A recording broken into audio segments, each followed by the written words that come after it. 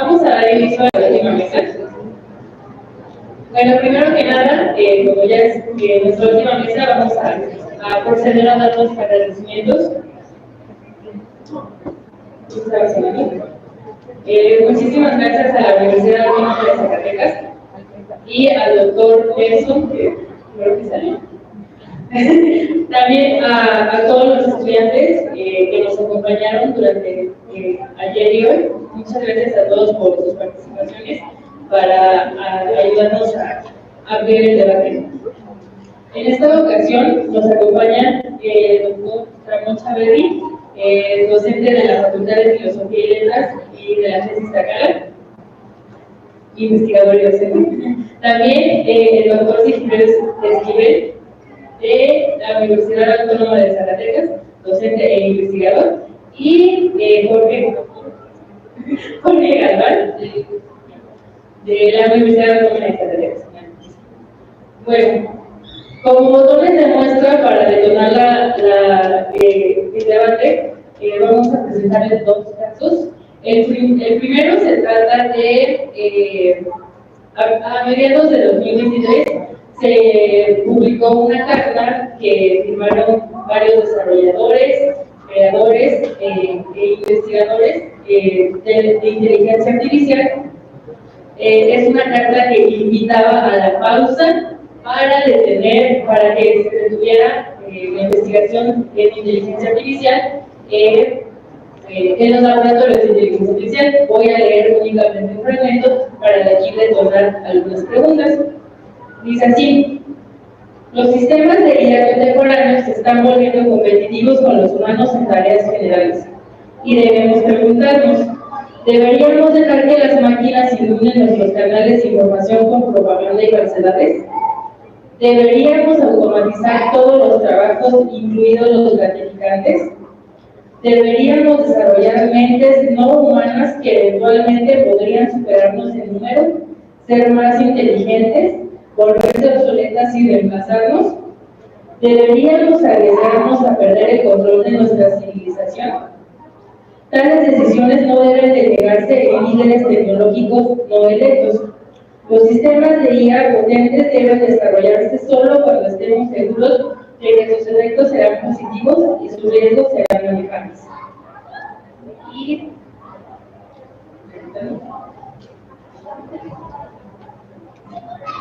Bueno, finalmente la carta concluye diciendo: hacemos un llamamiento a todos los laboratorios de IA para que pausen inmediatamente durante al menos 6 meses el entrenamiento de los sistemas de IA más potentes de GPT-4.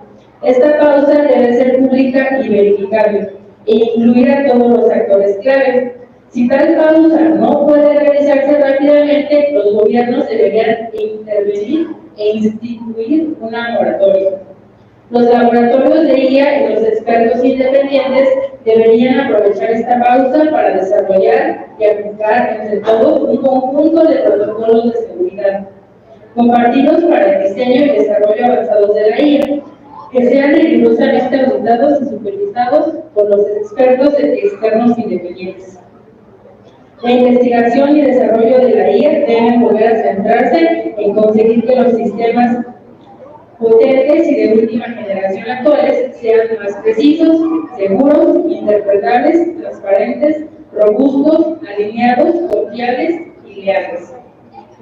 Esto es, bueno, a mí lo que me parece curioso, aparte de todo lo que se le pide ahí en esta carta que sea de inteligencia artificial, también es aún más curioso quienes la firmaron. Obviamente, la firmaron Elon Musk, Steve Wozniak, todos los grandes de Silicon Valley, y esto fue en 2023.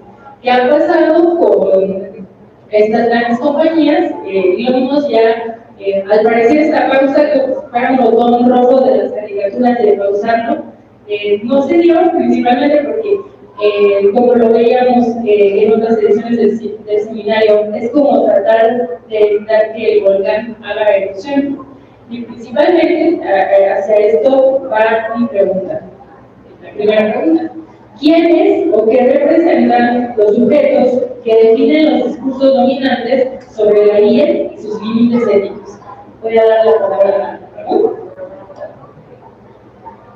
Muchas gracias, Dulce, por la relación. Gracias a la Universidad de Zacatecas, gracias Nelson, gracias Ana, Marco, no sé, acá, son las bromas políticas, son aquí de la casa, ¿no? A mí me parece muy interesante esto que tú mencionas. Creo que hay una tendencia que, claro, que es imposible frenar.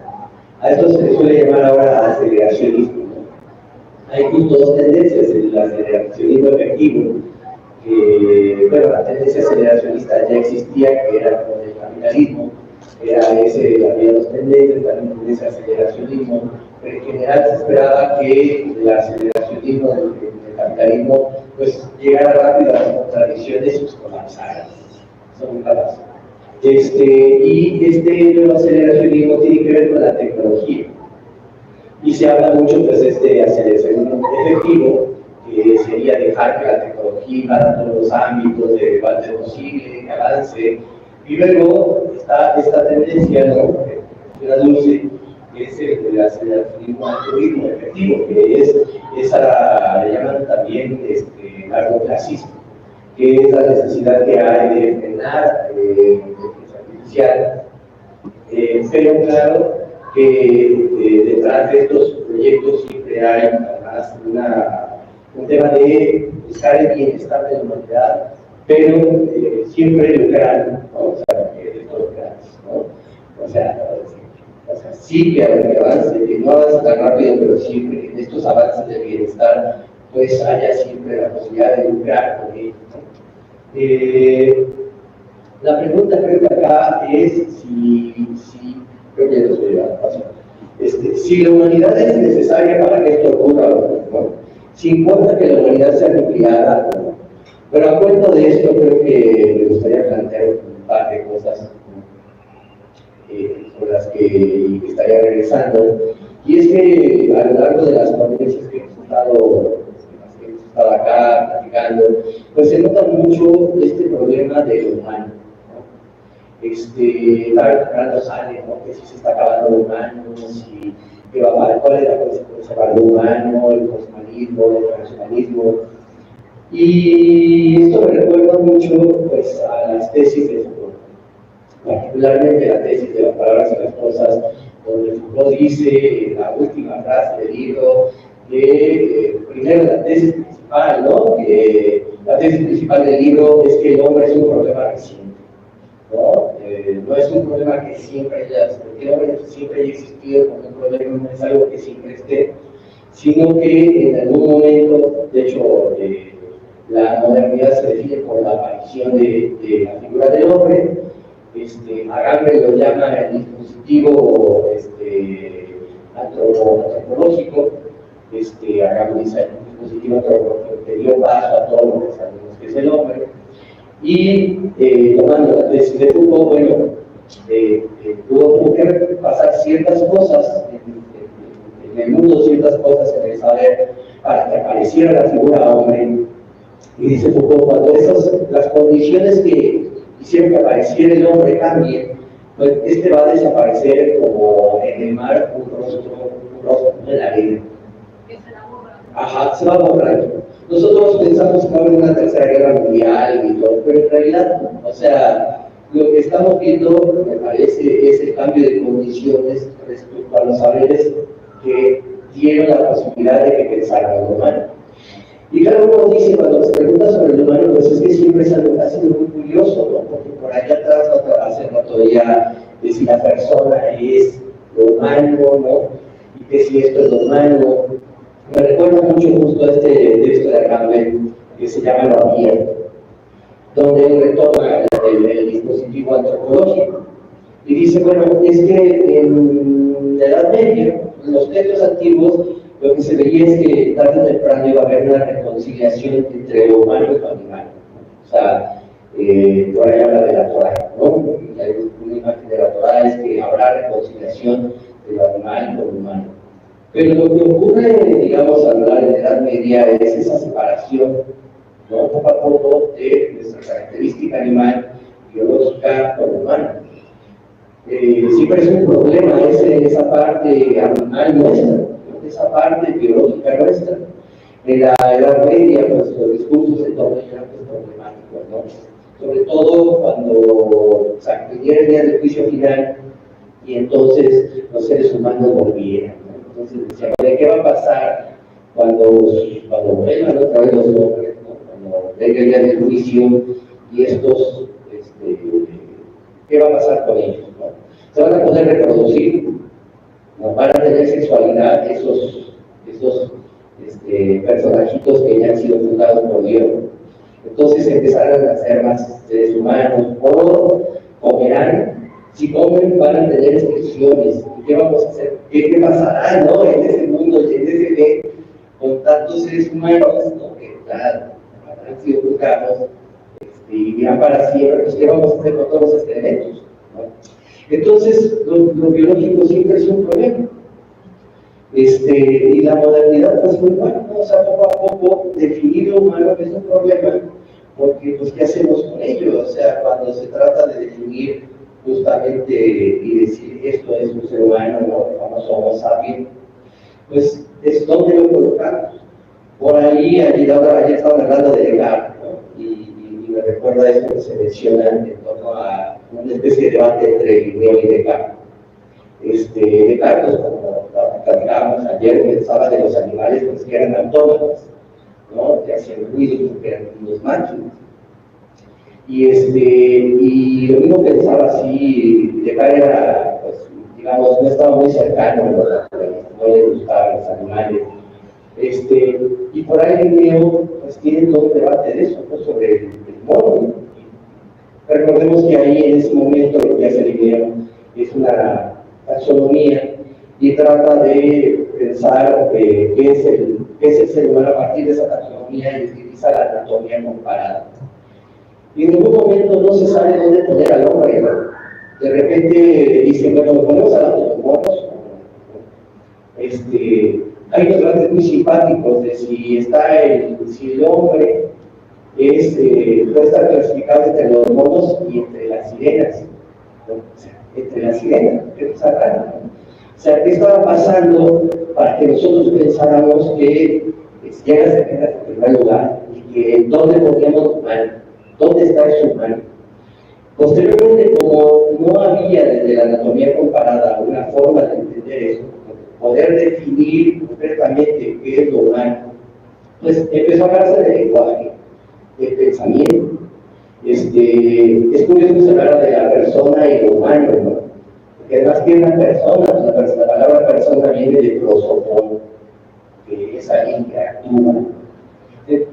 Sí, ¿no? Entonces, a la fecha seguimos sin saber realmente qué es lo humano.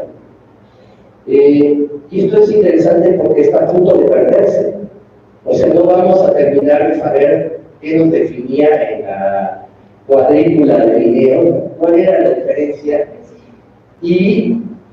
pero ya está pasando su tiempo. Por eso me gusta la tesis de Foucault y yo creo que ahí es donde estamos colocados. En el lugar donde el hombre está a punto de desaparecer y estamos todavía pensando que vamos a llamar a eso que tiene algo más, como que no queremos dejarlo, que vamos a llamar posthumanos, transhumanos, pero seguimos pensando que habrá algo humano ahí. Por ejemplo, el tipo del cerebro, ¿no? Que si esa parte sea, si es humana, entonces lo demás, ¿qué será? ¿No?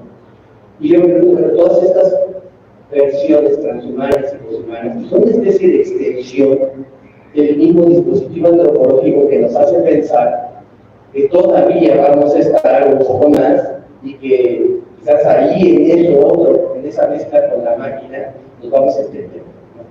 Bueno, entonces yo aquí tengo una primera participación que tiene que ver con esto. El humano nunca se explicó, no sabemos qué es eso, pero afortunadamente está a punto de desaparecer. Sí, gracias. Bueno, ahorita este conversatorio está reducido un poquito de tiempo, entonces igual les voy a pedir que sean un poco concretos para pasar directamente al diálogo con el auditorio y ahí se hagan las sesiones. Por favor. Sí, le tenemos que hacer. Hola a todos, a todas, es un placer estar aquí. Hemos estado desde que inició prácticamente el seminario con Marco y con Ana. Agradezco la invitación. Y yo creo que esta pregunta que haces es interesante y también puede verse como general como cualquier texto publicado con una suerte de síntoma que exhibe una problemática, es una suerte de iceberg, porque detrás de la pregunta también habría que ver quiénes son los que están firmando el documento y por qué tiene esta discusión si desde mucho antes ya había habido otros documentos importantes, incluso mejor escritos y con mayor fundamentación teórica. Entonces, aquí también habría que pensar que en este caso, mencionabas a 3 inversores que se encuentran entre los personajes más ricos del mundo y como también lo que comentaba Juan ayer, cómo es que la tecnología y en particular la inteligencia artificial tiene que verse como parte de un todo más amplio que es la geopolítica y la articulación con las formas de gobierno y geopolíticas como puntuaba Ana también ayer. Creo que aquí esta articulación ético-política que hace frente a la inteligencia artificial nos muestra en términos de síntoma también la preocupación que ha atravesado este seminario y todos los seminarios que hay, que quizá habrá en torno a la inteligencia artificial, que son sueños, ensueños, pesadillas, anhelos y todas una serie de perspectivas tanto positivas como negativas, catastrofistas algunas, que forman parte de este profundo imaginario que atraviesa la conformación técnica, de la cual el ser humano es parte, producto y productor. A propósito de lo que mencionaba Marco en la mañana a Castoriadis tiene un artículo muy interesante que recupera el texto de Marx, La miseria de la ética, donde Castoriadis señala justamente que el problema de nuestro tiempo, justo sobre esta pregunta puntual que nos haces, es que no hay una articulación entre la ética y la política, y la separación de la ética y la política termina justamente en una suerte de encierro, de fragmentación, de despolitización y también de neutralización tanto de la ética como de la política. En este caso, retomando lo que señala Ramón, me parece muy interesante, porque justamente es algo que comentábamos en el primer día, es que hablamos o partimos de entender qué es el sujeto, qué es la subjetividad, qué es lo humano, pero más bien aparecen como espacios tanto de problematización, interrogación y experimentación. ¿Sí? En el caso específico de la IA, en tanto es una de las ramas fundamentales, también es un campo transdisciplinario, incluso dentro de la propia ingeniería, que articula ciencias informáticas y de la computación. Algunos expertos en ingeniería de la inteligencia artificial han señalado por lo menos 3 momentos que me parecen fundamentales entender en esta evolución que también está atravesada por esto que ya se señalaba, una suerte de carrera aceleracionista que entronca directamente también con el sistema mundo capitalista. No se puede dejar de lado la consideración libre entre ciencia, tecnociencia, mercado y capital como un elemento fundamental que redefine la política y las formas de producción de subjetivaciones. Pero en este sentido, algunos de los diseñadores de inteligencia artificial han atisbado por lo menos 3 momentos importantes, ¿sí? que me parecen fundamentales y que pueden ser coexistentes, no necesariamente se superpone uno y luego viene otro, sino que son 3 momentos que marcan por completo una nueva relación entre un humano y la máquina pensante. El primero, lo suelen denominar inteligencia artificial débil, estaría dado por la automatización y el aprendizaje. Como ejemplo, sirva, todos hemos jugado solitario o ya de forma más avanzada, el Go o el ajedrez que ha vencido a los competidores más competentes. Un segundo momento estaría dado por la inteligencia artificial general, que implica observar, analizar, reaccionar como una persona o por lo menos replicar las acciones que hace un sujeto de investigación, lo cual implica la superación de la prueba de Turing, que es básicamente pensar en una máquina como un sujeto pensante, ¿no?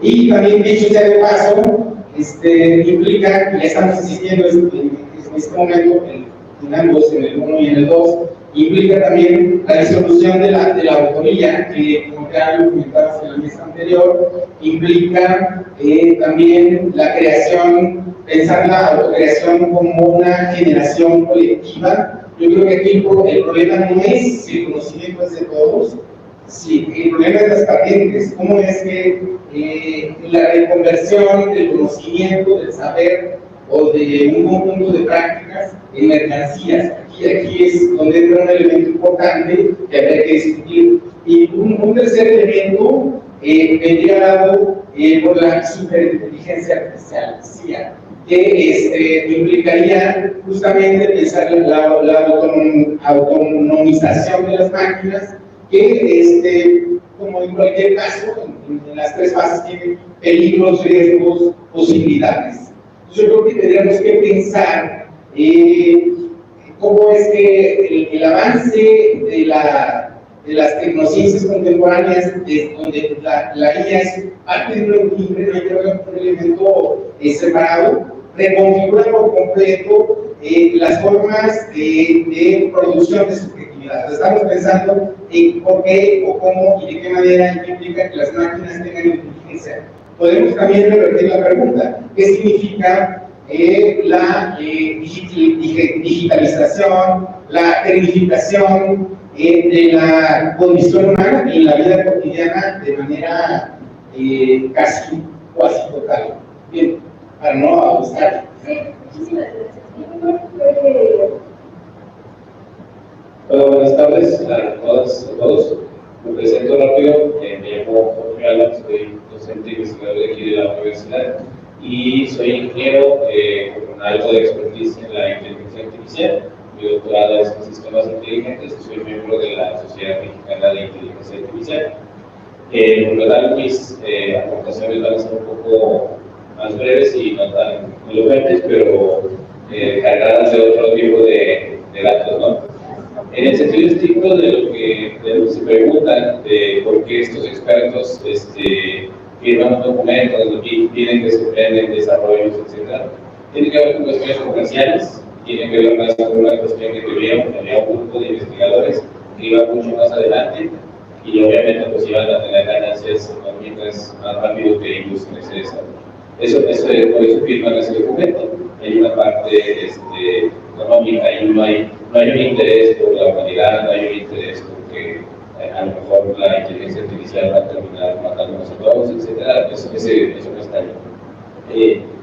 En ese sentido, el desarrollo de la inteligencia artificial tiene un fondo matemático muy complejo y tiene una algorítmica que se trabaja desde hace muchísimos años. La inteligencia artificial pues, viene trabajándose desde todo el siglo pasado y tiene su detonante por ahí de la década de los 90 y ya más fuerte en los 2000 con el incremento del poder de cómputo ya a niveles voraces, ¿no? Tenemos en nuestros celulares procesadores que tienen mucha más capacidad que las computadoras que mandamos a la luna. Entonces, en ese sentido, este crecimiento que hemos tenido de la inteligencia artificial va muy de la mano de las necesidades que hemos ido compartiendo.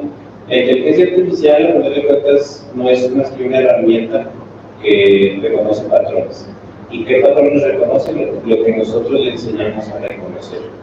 esta idea de que si la IA podrá en algún momento superarnos, etc. No podría decir que no, porque bueno, nos hemos demostrado que somos capaces de hacer muchas cosas, pero en este momento sí podría decir que de pronto lo que alcanzamos a percibir, que es nada más la última capa de la inteligencia artificial, que es con lo que nosotros interactuamos con el ChatGPT o con las aplicaciones en las que nosotros le pedimos que nos haga imágenes o videos, etc. Esa parte es a lo mejor fantástica en el sentido de que son cosas que soñábamos hace 20 años y ahora lo podemos hacer, pero realmente no es el fondo de la inteligencia artificial, ¿no? La inteligencia artificial tiene aplicaciones variadas y muchas veces son mucho más importantes, mucho más, tienen un impacto real en la sociedad. Por ejemplo, hay herramientas de inteligencia artificial que toman decisiones médicas, hay herramientas de inteligencia artificial que toman decisiones en la conducción de un vehículo, etcétera, ¿no? Y de pronto esas, como no son algo que nosotros vemos el día a día, pues se queda un poco ahí relegado, ¿no? Pero son las cosas importantes. Yo jamás me atrevería a definir lo que es un ser humano porque no tengo las habilidades para hacerlo, y con mi conocimiento lo único que yo hago es convertirme en variables. Yo a una persona la defino como un conjunto de variables de un sistema que se comporta en función de cómo le metemos impulsos a esas variables. De la misma forma, la inteligencia artificial.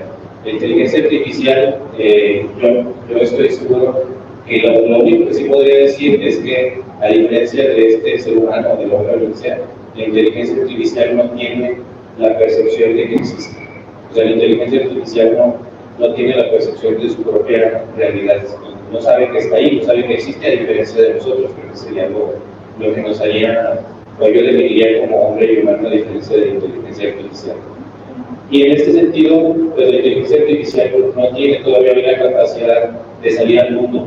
La inteligencia artificial está pues encerrada en lo que es el algoritmo, como se le creó, y no tiene la capacidad de ver si hay algo más afuera. Si nosotros no le damos conocimiento, no tiene capacidad de abstraerlo. Entonces, todavía estamos un poco lejos de esa idea de que a lo mejor habrá un robot que esté aprendiendo, porque en realidad la inteligencia artificial no aprende, sino que analiza y construye patrones a partir de información. Y esa información pues, se la tiene que dar a alguien, que en este caso seríamos nosotros. No tiene la capacidad de salir a ver el mundo. Y en ese mismo sentido, yo tengo, obviamente ya hay como choques en las escuelas de inteligencia artificial. Y esta idea de lo que hablaban de si la propiedad intelectual, la propiedad del conocimiento, el conocimiento para todos, creo que cuando se habla de que si bueno, alguna vez leí a Chomsky decir que la inteligencia artificial era una máquina de plagio, definiendo porque tomaba información y la convertía en otras cosas. Yo diría, al menos en mi percepción, que todos los humanos, todos los seres humanos somos máquinas de plagio, porque pues un pintor tiene que tener inspiración, un escultor tiene que tener inspiración, un ingeniero tiene que tener conocimiento previo. Tomamos conocimiento y lo desarrollamos. Entonces, en ese sentido, la inteligencia artificial, como nosotros la creamos, pues tiene una función muy similar a lo que hace. Entonces, ya redondeando y llegando a cerrar la pregunta, pues creo que todo esto que dicen estos señores, no hay preocupación genuina detrás, es toda esta maquinaria tecnológica que hay detrás de lo que acabo de escribir, y ellos lo que querían era que no los dejaran acabados en la salida de la carrera. Querían un tiempo para ponerse a la par de los demás. Gracias, creo que aquí, bueno, no coinciden un poco, pero Jorge decía que pues no podemos todavía definir a un ser humano, y por ejemplo Ramón dice que pues tal vez sí podemos y que lo estamos perdiendo, entonces eso sería como muy interesante. Vamos a dar una ronda de preguntas para el público, para después, si nos da tiempo, que mi compañera Ariana les va a hacer una pregunta. A ver, de este lado, Fabio, profesor. Sí.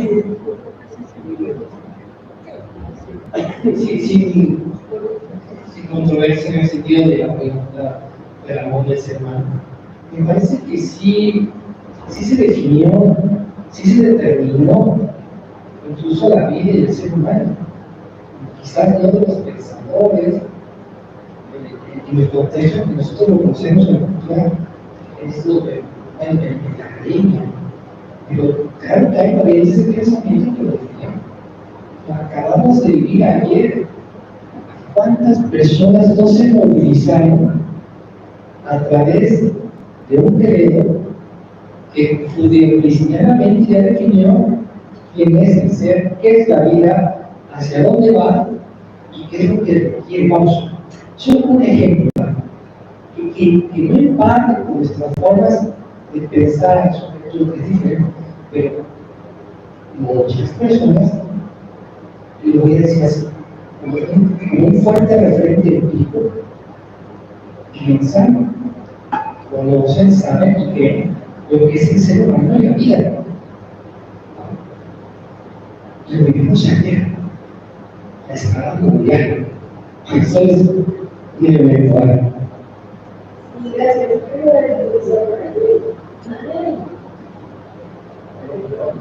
Gracias. Porque me hablan dos preguntas. Una, ¿qué pasó con los desarrollos de Bill y Arturo Rossi sobre la inteligencia artificial y la medicina? Todas las hipótesis. Claramente cuando pensamos en inteligencia artificial pensamos en robots, en trajes, pero no, la inteligencia artificial está en muchas otras cosas que tienen que ver con imágenes antropomórficas. Y la otra, la idea de no ver el vino, pero ahora ya está fuera de moda y vivimos con los videos mucho más, es el padre de la acción pública y pedimos que todavía tiene mucho que decir. Decía que para la inteligencia, las máquinas, y incluso de Dios y Golem, las máquinas aprenden. Tú dices que no, porque decimos que no. Son capaces de reproducirse a sí mismas y tienen una relación con los hombres y entienden que no. Esa es la relación de planteamiento social que hacía alguien sobre lo que era una máquina. Y la última es, ¿qué es la información para ti? Bueno, en cuanto a lo... Sí, yo por ahí una para Paul y para Ramón y Sigifredo. Con esto que Fernanda nos provoca tanto del arte, a partir de lo que ustedes dijeron, ¿qué piensan? Entonces, si hay una diferencia entre el arte y la experiencia estética, y en qué radica una y otra, y cómo se coloca la inteligencia artificial en una y en otra. Jorge, según Wiener,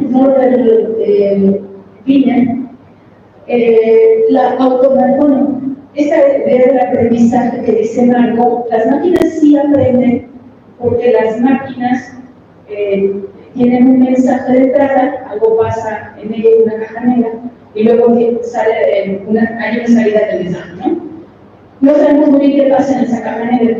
Entre otras cosas, podríamos decir, en términos de psicología del aprendizaje o lo que sea, una cuestión de la substitución de los aprendizajes, el acomodo, la organización, e incluso desde el propio segundo, transducción técnica. Transporta algo, al transportarlo lo transforma, al transformarlo lo propaga, lo disemina, etc. Entonces, ¿por qué lo mismo dices que no aprenden? ¿Cómo estás pensando tú el aprendizaje en el sentido de la inteligencia artificial? Y otro elemento, y con esto termino, la automatización, decíamos ayer, según Simón Don, es un nivel muy bajo de la tecnicidad, porque la automatización es una perfección que nulifica la indeterminación. Entonces, en ese sentido, y regresando al asunto del aprendizaje, algo importante de la automatización es la repetición, la reiteración. En el aprendizaje humano, si no hay repetición y si no hay memoria, no hay aprendizaje. O sea, uno repite para fijar algo y al mismo tiempo memoriza, y memorizar no solamente es fijar, sino la utilidad que eso puede tener en la contingencia, en el ambiente donde uno se encuentra. Allá atrás también quisiéramos dar oportunidad a las personas que no han participado, entonces allá atrás y después Miguel. Y ya cerramos para que les demos oportunidad de conocer. Bueno, gracias. Primero que nada, felicitar este evento. Creo que son importantes estas charlas y no es para nada más expresar los pensamientos, ¿verdad? Si son peras o son manzanas, o si esclavizan la IA, o si surge un apocalipsis, creo que el ser humano siempre está como que con ese temor, ¿no? De que haya una catástrofe. Veíamos ayer en la IA, ¿no? Ahí en el WhatsApp que si ya escogían mejor al Papa de color y ya mejor que se cumplieran las profecías de Nostradamus y morimos todos, ¿verdad? Pero qué bueno. Quiero hacer unos puntos específicos, espero tardarme un poquito, y el primero de ellos es hablar sobre un cuento del chileno Leopoldo Lugones, que se llama Lluvia de Fuego, y nada más para resaltar un punto en específico que es, se trata de un apocalipsis obviamente, y el narrador, o en este caso el personaje principal, como que se queda petrificado al ver la imagen de un león rugir al cielo, ¿no? ¿Qué voy con esto? ¿Por qué digo esto? Creo que una de las cosas que nos caracteriza como humanos es nuestra postura de vida, ¿sí? Entonces, si nos vamos a lo que ahorita comentó Jorge Galván, creo que es importante. Creo que nosotros, la mayoría de los que estamos aquí presentes, raspa la última capa de la inteligencia artificial con nuestros dispositivos, ¿verdad? Más allá, no sé si alguien de ustedes tenga la economía, ¿verdad?, para tener ahí un robot o algo. Lo dudo, pero bueno, ¿a qué voy? Al impacto inmediato, ¿sí? Yo soy docente y a veces da tristeza ver cómo los alumnos van deformando sus cuerpos, en qué aspecto. Si ustedes salen al receso, ven que todos están con la cabeza agachada, ¿no? ¿Y qué es lo que nos distingue de los animales o de los leones? Pues estar erguidos, ¿no? Y no solamente impacta en eso, auditivamente también ya están mal los jóvenes, visualmente también. Y no se diga, soy docente de taller de lectura y lo que viene siendo la generación de oraciones, peor. Es más, nada más es una palabra, como los niños chicos, ¿no? Coca. Ni siquiera dicen, me das poquita coca, que coca, no sé, ya es coca. Y así son los chicos de secundaria y de prepa. ¿Sí? Entonces, ¿a qué voy? Les voy a comentar algo que hice, tomé una foto, somos alrededor de 60 personas, tomé una foto y la iba a subir a internet, pero no, porque luego me demandan, pero tomé una foto donde somos 60, 45 personas están con la cabeza agachada viendo sus celulares. Entonces creo que eso es lo inmediato. ¿Cómo está impactando esta inteligencia o esta tecnología en los dispositivos a las personas reales, a los niños, a los jóvenes? Por último, Miguel Ángel.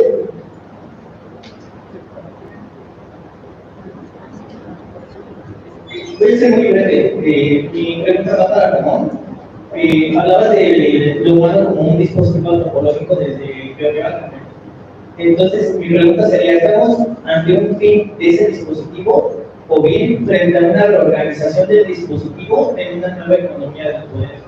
Esto lo pienso porque se ha definido al humano como un cuerpo dócil, se ha definido como un cuerpo empresario, y cada una de las definiciones se da desde, parece ser un saber hegemónico, por así decirlo, que ha sido teológico, el jurídico, el médico, y quizás hoy puede llegar a ser el cibernético, ¿no? La cibernética, pensar humano desde ahí.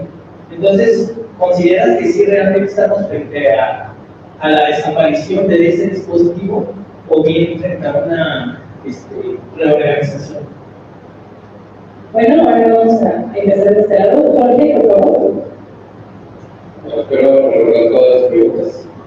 La primera tiene que ver con la parte de los modelos de inteligencia artificial replicados en lo que es el cyber, como tal, integrarlo al cuerpo. Sí está ahí, sí ya existe, sí hay mucha aplicación de la inteligencia artificial. A lo mejor no como nosotros lo pensamos en el sentido de pues, ver así como un robótico, etc. Pero, por ejemplo, la gente que usa marcapasos, los marcapasos son inteligentes, tienen algoritmos de inteligencia artificial que ayudan a tener información de cómo está el cuerpo.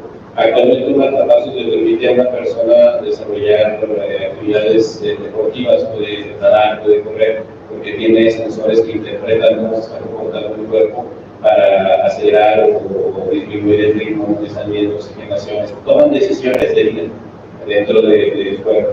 Y así hay muchos otros dispositivos, bombas de insulina, etcétera, muchos dispositivos que ya están ahí y si hay un impacto de la inteligencia artificial. Como tal vez no vemos un brazo robótico, no vemos, porque desde un sentido práctico, yo veo muy difícil conectar, por ejemplo, una mano robótica al cerebro, desde la parte ingenieril y la parte biomédica, es todavía en este momento imposible. Pero sin embargo, en otros trabajos que hacemos de inteligencia artificial con células madre, casi estamos a un paso de poder generar una mano de las mismas células madre de la persona y esa podría implantarse, ¿no? En ese sentido va por ahí. Cuando decía del aprendizaje, no es, a lo mejor no lo expresé, no es que no aprendan, en el sentido de que incluso se llaman algoritmos de aprendizaje. Esta caja negra de la que se habla son funciones matemáticas, donde yo a la inteligencia artificial le tengo, para entrenarla, le tengo que dar información de entrada, pero le tengo que decir a dónde va a llegar. Si yo no le digo a dónde va a llegar, no va a hacer. Bueno, hay sistemas como, ¿cómo se llama? Donde no tienen que tener salida, pero bueno, esos son sistemas muy particulares. No es que no aprenda, el asunto es que no tiene la capacidad de aprender fuera de lo que yo le entregue. O sea, en este proceso no puede hacerlo. O sea, si yo nada más le doy 10 datos, solo va a poder trabajar sobre esos 10 datos y encontrar un patrón sobre esos 10 datos. Si le doy 20 millones de datos, va a poder trabajar sobre esos 20 millones de datos, pero no va a poder buscar otro tipo de patrones. Hay intentos, como hay unos sistemas que se llaman RBC, razonamiento basado en casos, donde esos sistemas sí pueden generar como casos nuevos, definirlos, pero no pueden aprender de ellos. O sea, simplemente dicen, de todos estos que están aquí, no se parece y te genera un nuevo caso, pero no hay una forma de que lo definan, no tiene esa capacidad de definirlo. ¿Cuál era la otra pregunta?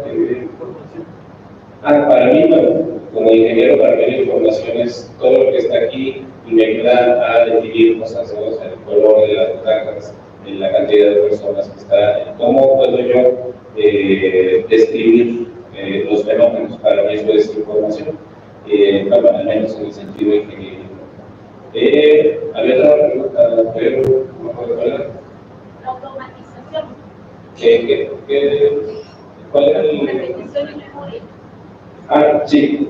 De hecho, el sistema de aprendizaje máquina emula eso, o sea, emula nuestro aprendizaje a base de errores. De hecho, si ustedes revisan el esquema de una red neuronal artificial, hay una función de corrección de error. Entonces, yo le meto al sistema un caso, el sistema hace sus cálculos matemáticos, me da una salida y compara contra el objetivo. Y me dice, el sistema de entrada tiene tanto porcentaje de error contra el objetivo. Y entonces regresa y trata de corregir ese error. Al final es este método que usamos nosotros. ¿Cuántas veces nos tenemos que caer antes de empezar a caminar? Sí es ahí este proceso, ¿no?, que se sigue, pero sigue siendo un proceso controlado y si nosotros no ayudamos a corregirlo, el sistema por sí mismo no tiene la capacidad de regularse. Sí, ¿verdad? Sí, algunas preguntas están fijadas. Creo que habría que no solo abrir un espacio de problematización como humanos, sino generar prácticamente todas las categorías, incluyendo la de autor, autoridad, originalidad. Walter Benjamin, en su ensayo sobre la obra de arte en la época de la reproductibilidad técnica, señalaba justamente una mutación antropológica, antropotécnica fundamental que tiene que ver con el advenimiento de un arte colectivo que también implica no solo la pérdida de la obra, sino también la democratización de la obra de arte. Habría que pensar esto más allá del contexto de Benjamin y replantear por completo la misma noción de experiencia estética. Creo que al respecto de Les y Guattari pueden ser interesantes porque esta noción de máquina deseante permite romper la frontera entre lo tecnológico y lo biológico. O sea, este dualismo entre naturaleza y cultura que implica toda esta visión romántica del artista como sujeto creador es destronada en la noción de máquina deseante, y al mismo tiempo podríamos pensar en la posibilidad de replicar la experiencia estética. ¿Qué significa replicar la experiencia estética? Desde este luminoso texto de Walter Benjamin sobre experiencia y pobreza, donde Walter Benjamin, lo recordarán, señala que los soldados al regreso de la guerra, a la Primera Guerra Mundial, regresaban prácticamente enmudecidos, sin experiencia, lejos de llegar como este bellísimo poema de Ítaca, donde al final eres rico en sabiduría, regresaban enmudecidos por la brutalidad del innombrable. Entonces, ¿cuál experiencia estética habría que replicar? Eso está ligado con la pregunta que hace el compañero Fernando Tras, justamente en un contexto donde asistimos a un radical empobrecimiento de la experiencia humana. Entonces, yo creo que es muy interesante pensar este momento de ambigüedad e incertidumbre ligado a las múltiples posibilidades, peligros que acarrea la inteligencia artificial, y también habría que pensar que muchas de las cosas si no es que la mayoría de cosas que decimos, en el mejor de los casos son aproximaciones, especulaciones, porque estamos asistiendo justamente a un futuro que se está efectuando en estos momentos y cuyos alcances y transformaciones son absolutamente inusitados. Se ha hablado recurrentemente en y en otros foros de que la tecnología es un medio, pero cuando un dispositivo se convierte en una prótesis existencial, es parte de nuestra forma de subjetivación, deja de ser un medio, es algo más. Entonces, estamos justamente en ese momento donde habría que establecer cierta distancia y reconocer estas palabras de Calimán: serenidad y paciencia, sobre todo mucha paciencia. Gracias. Bueno, respecto a eso es que mencionas ayer de Papa. O sea, claro, lo que dice un poco es que el hombre se problematiza desde un lado. O sea, primero se trató de definir cuando empieza digamos, se basaba en ciertos rasgos físicos para poder definir qué era el humano, la anatomía comparada. Entonces, es un motivo para poder definir. En algún momento, se habla de lenguaje hasta que tenemos Homo sapiens, ¿no? Que después de Homo sapiens sapiens, porque parece que no le pasó una de sapiens, sino de, ¿no? Lo que nos muestra después el psicoanálisis es que, bueno, que una cosa que por ejemplo nos define justo es el error, es esa parte inconsciente, que no somos racionales, que no vale con que le digas, amiga, date cuenta, porque la amiga ni se da cuenta y sigue con el gandaña, ¿no? O sea, que no es cierto. Detrás de lo que hacemos no tenemos una racionalización de las cosas que hacemos, racionalizamos, justificamos las cosas, pero no, o sea, la vida de cuenta no sirve. O sea, racionalizar las cosas nos sirve, no somos animales de razón. Entonces, poco a poco se ha visto que ese famoso hombre racional se ha quebrado, ¿no? Por ahí, Exada lo que hace es mostrarnos que en algún momento, cuando empieza la inteligencia artificial, pues, si nos vamos hacia atrás, pues, como que las primeras máquinas, quizás se habla mucho de Pascal, ¿no? La pascaliana, que es la primera máquina para calcular, y de ahí fue surgiendo los autómatas. Los autómatas simplemente hacen automatismos, o sea, cosas automáticas. Las computadoras actuales no hacen cosas automáticamente, ¿no? Tienen otras formas orgánicas de trabajar, que no son simplemente automatismos. Lo que dice Saddam es que pasamos de aspirar a una inteligencia artificial que estaba un poco inspirada en el ser humano como meta. No recuerden todos los autómatas, estos que son muy bonitos, ¿no? Los autómatas desde la época victoriana, hasta la producción hace una cosa muy interesante, ¿no? Ahorita me olvidé cómo dijeron, se me ha pasado el término, cuando las cosas se parecen a nosotros y nos identificamos con ellos. No, yo en el Valle de Valle inquietante. Valle inquietante. Valle inquietante. Valle inquietante, ¿no? De cómo nosotros buscamos cosas que son semejantes a nosotros. Eso es viejísimo como Platón. En el diálogo de Isis habla justo de la amistad, y en ese dice que nosotros somos amigos. Hay el debate de que si somos amigos de lo semejante o lo desemejante. En el diálogo de Isis no se resuelve, ¿no? Uno pensaría que uno es amigo de lo semejante, pero qué tan semejante es eso, es polémico. Por ejemplo, Nietzsche dice que el verdadero amigo es el que es tu enemigo, porque te hace ver lo que no quieres ver tú de ti mismo, ¿no? Ese es el verdadero amigo, tu enemigo, el que te confronta, el que es otro. Y por otro lado podemos decir qué tan semejante debe ser lo semejante para que sea mi amigo. No sé, yo una vez conocí una parejita en un viaje que se vestían igual que el Chapulín Colorado. Los personajes, por ejemplo, de repente veías a la pareja y iban vestidos de Chapulín Colorado. O luego iban vestidos de otra cosa, Chespirito, pero el Chavo del Ocho. Entonces, eran perturbadoramente semejantes. Pero, no voy a entrar a esos ámbitos oscuros de la sexualidad, pero imagínense la cosa, ¿no? O sea, esta semejante tiene que ser lo semejante, ¿no?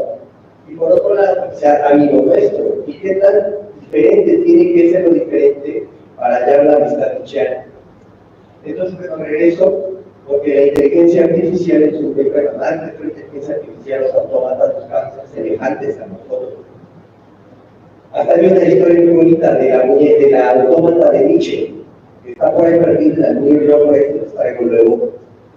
Se dice que Nietzsche perdió, que Descartes perdió a su hija, se murió, y que él se mandó a hacer una autómata, que el lenguaje se lo hizo Pascal, que era amigo de Descartes, y que hizo toda una máquina para que hablara, y que el rostro se lo hizo un artista italiano, que está el nombre, era famoso, y que fue perturbador porque se le encontró en un viaje donde estaba Descartes, encontró la muñeca y la arrojó al mar, se asustó. Todo esto es muy rápido, es muy rápido. Lo que te quiero decir es que pasamos de una inspiración donde el hombre es límite a una inteligencia artificial ligada al capitalismo, ¿no? Que eso es diferente. Porque en algún momento el test de Turing suponía que si alcanzaba la máquina a mentir lo suficiente, pues entonces ahí había alcanzado un grado de humanidad la máquina. Y el límite era ese. Pero en algún momento el capitalismo que todo lo tuerce, donde dio sus palabras. Entonces, claro que lo que tenemos aquí, es un reacomodo, que pienso que es una especie de torsión, es un dispositivo antropológico, antropocéntrico, pero que tiene que ver ya ligado al capitalismo, ¿no? Donde en realidad todo lo que estamos, todo lo que realiza la inteligencia artificial está ligado a, por ejemplo, ese capitalismo, algoritmo de la conversación. O sea, se está reestructurando, pero necesariamente pues tendrá que terminar, ¿no? O eso quiero pensar. Y con eso me despido, que es, por ahí dicen que es muy difícil el famoso realismo capitalista, ¿no? El realismo capitalista nos hace pensar que no hay otro mundo que no sea el capitalismo. Por eso dicen, nos es más fácil pensar en una revolución donde las máquinas nos matan, donde los zombies nos devoran, el fin del mundo que no es el fin del capitalismo. Pero que es eso. Gracias. Muchas gracias. Y bueno, ya digamos, hablamos de conclusión y para que tengan la oportunidad de ir cerrando. Tu participación nos hace pensar sobre esta diferencia que tenemos con los animales sobre el ser heridos, pues pensaba en las jirafas, ¿no? O sea, el animal más herido que la propia jirafa, o el pingüino. masculino, ¿no? Por ejemplo, que precisamente es a partir de la relación que encuentra con su medio, que también se configura su propio mundo y su economía, ¿no? Digamos. Y esto también, por ejemplo, en el caso de mi abuelita, ¿no? Ella ya tiene 100 años, ¿no? Mi abuelita, y ella, digamos que su único pecado ha sido ver la televisión, y sin embargo ya está engordada, o sea, ya está muy bajita. Entonces, no sé si se debe propiamente a la propia interacción con el objeto ahorita, o si en realidad es algo que siempre se encuentra en constante ajuste con nuestro cuerpo. Y en ese sentido, voy a llamar a cierre, digamos que justamente este ajuste o este desajuste, ¿no? Que siempre se encuentra como definición también del propio sujeto, pues está mediado también por política, está mediado también por religiosidad, por la misma técnica. Entonces, digamos, ahí cómo se van constituyendo los sujetos, porque pues no es una provocación para que también vayan cerrando y comenzaremos con Jorge, por favor. Bueno, en cuanto a lo que mencionas, lo que hay que entender de lo que mencionas, porque de verdad hay conceptos que no me quedan tan claros. Al menos yo desde mi formación tiendo a ver los sistemas de constante evolución y cómo se optimizan. Y creo que esta parte que se menciona, por ejemplo, de los chicos que están con la cabeza abajo y viendo el celular, si bien a mí tampoco me gusta, siento que tal vez es el próximo paso evolutivo. O sea, no necesariamente lo que hoy entendemos como comunicación será la comunicación dentro de 10 años. Lo que entendemos como interacción, yo lo veo en mi hijo ya adolescente, lo que él entiende como relaciones interpersonales son muy diferentes a lo que veo yo. Él dice, es que tengo amigos, pero ¿cómo son tus amigos si nunca los has visto? O sea, siempre has estado atrás de un teclado. Y sin embargo, bueno, el hecho de que yo no lo entienda, no quiere decir que no es la forma en la que realmente las relaciones humanas se irán dando. Y bueno, la inteligencia artificial tendrá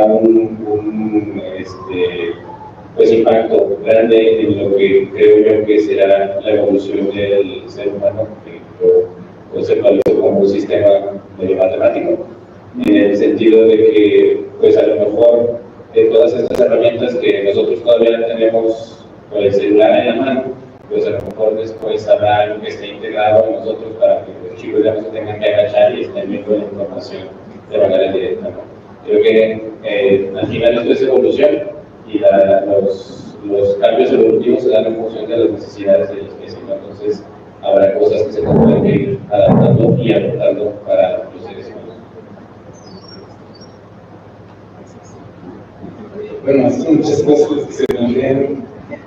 Creo que podríamos decir de manera provisional, siempre es de forma provisional, que el pensamiento contemporáneo, entre otras muchas cosas, puede contribuir como apertura del diálogo sin tener la última palabra.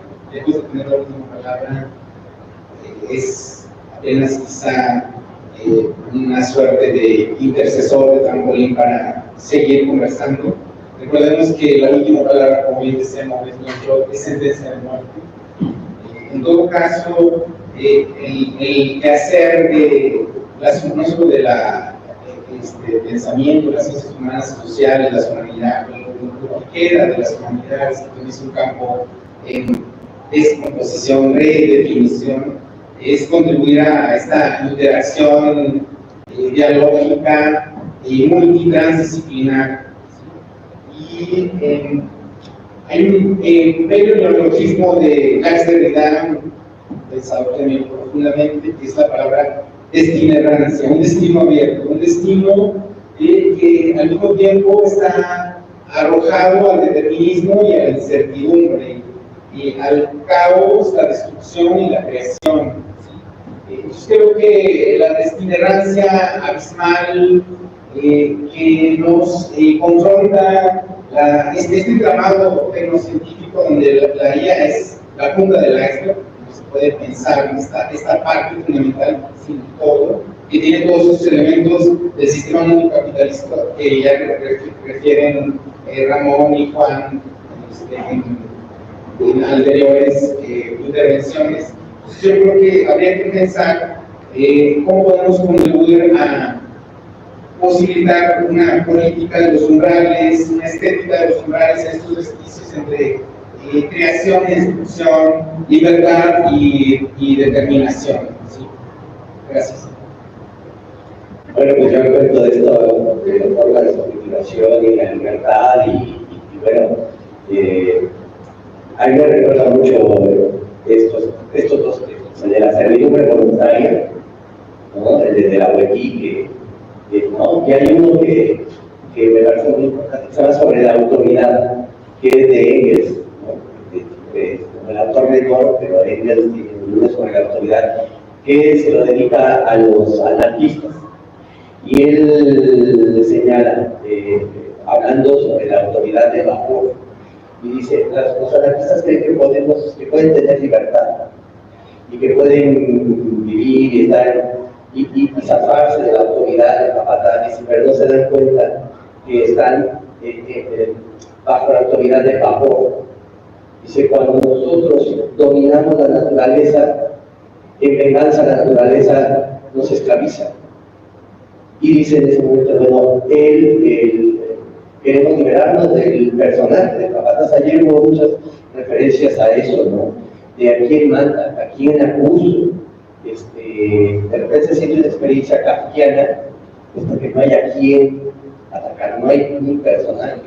Porque claro, acá los anarquistas van en contra del capataz, pero no, dice, en realidad no se dan cuenta que están bajo la autoridad del vapor, de la máquina de vapor desde ese momento. La máquina de vapor impone condiciones, impone un sistema, ¿no? Trabaja como un organismo, y ese es su característica. La naturaleza ya la hemos dominado, tenemos ventajas al dominar, o sea, hay ciertas ventajas al dominar el vapor, pero en venganza hay un nuevo dominio. Y yo no creo que sea diferente a lo que pasa ahora.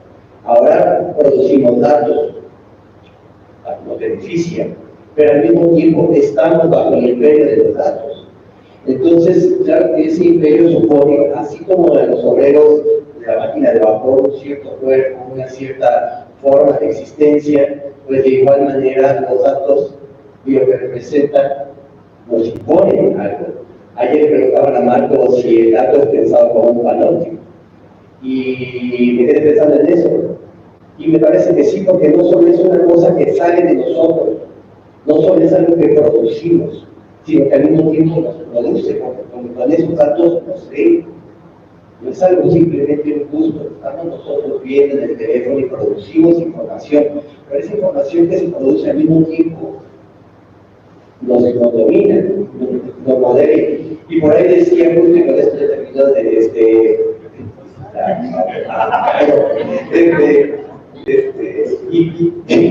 y decía por ahí Venda, cuando logremos vigilarnos a todos, cuando se logre consolidar el panóptico, logremos vigilarnos a todos, el Estado adquirirá fuerza de Hércules.